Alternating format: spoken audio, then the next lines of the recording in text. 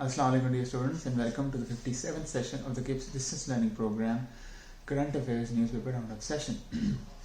I am your host Shahrukh Khader, and today we are going to see, as we discussed in the previous video lecture as well, whether Pakistan should recognize Israel or not. What are the drawbacks and what are the benefits, and what should be the ultimate decision.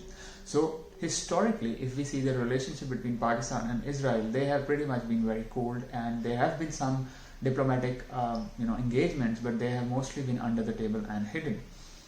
Now, the reasons for that are quite clear. Well, number one is that Pakistan is an ardent supporter of the Palestinian cause and simply does not recognize the annexation of the Palestinian Arab land by the Zionist-Jewish state.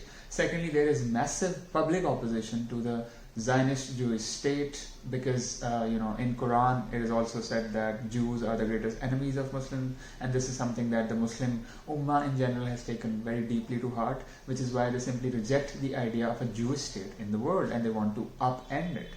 Thirdly, there is broad public perception in Pakistan that Israel wants to undo Pakistan. So everything bad that happens in our country is usually blamed on Israel. Now there's a very important reason for that, obviously, that our domestic politics and domestic politicians and our leaders also externalize our problems so that they don't have to take responsibility for their own blunders. That's a good way of diverting the public's attention. Fourthly, the Palestinian cause has quite many similarities with Pakistan's own Kashmir cause, and if Pakistan were to recognize Israel, that would be basically completely a stab in the back of not just Palestinians, but a symbolic stab in the back of Kashmiri people as well. So those are the main reasons why Pakistan cannot recognize Israel or hasn't recognized Israel. So what are the prospects for recognition in recent days, because a lot of important developments we have seen in the Middle Eastern region, especially concerning Israel and the Arab world.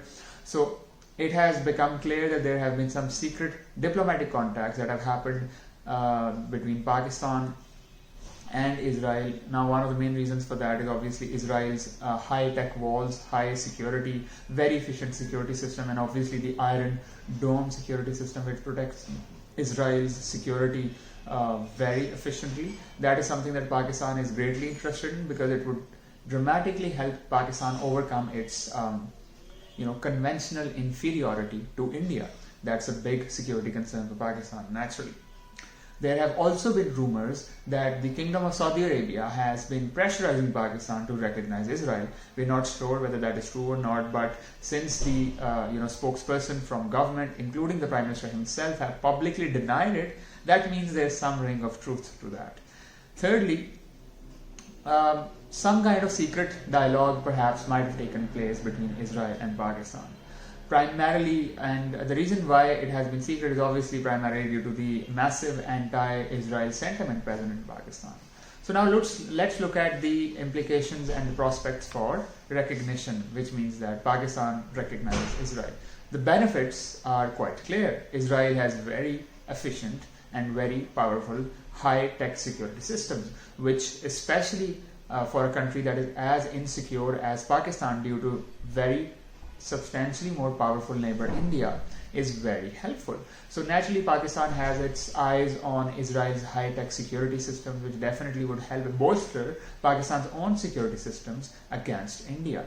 Secondly, there could also be technology transfer from Israel to Pakistan when it comes to sustainable agriculture. Remember, Israel is one of the leaders in the world when it comes to sustainable agriculture. They have created orchards and farms out of barren land and deserts, and they are very good at it.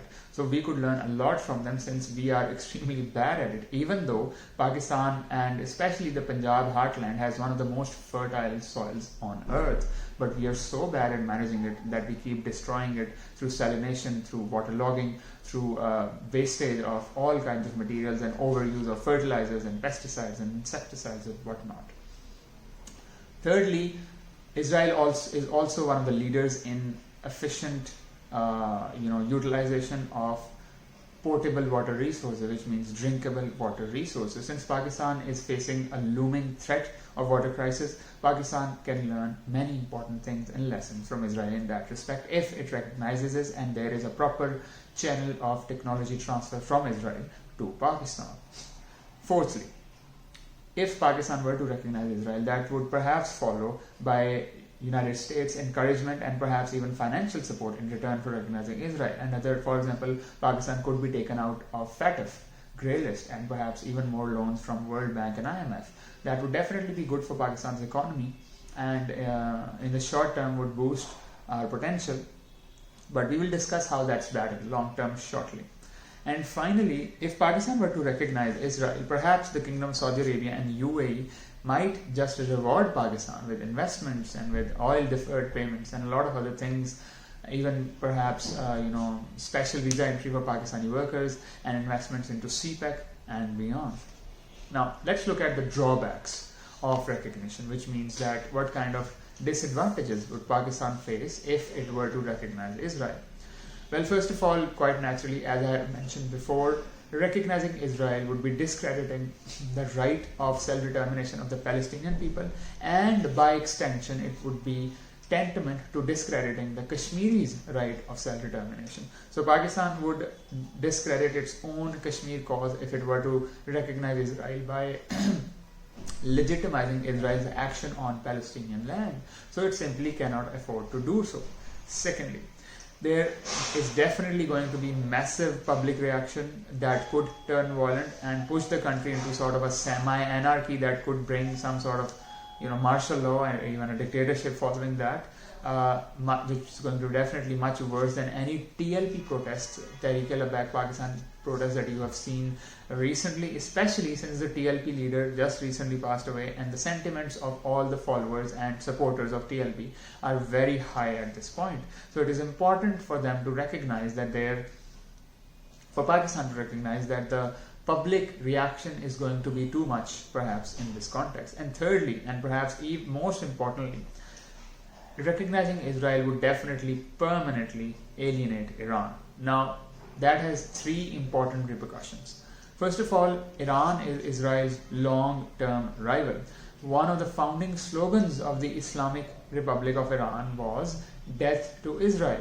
And if Pakistan were to recognize Israel, that would make Pakistan a direct enemy of Iran, which is simply something that Pakistan cannot afford.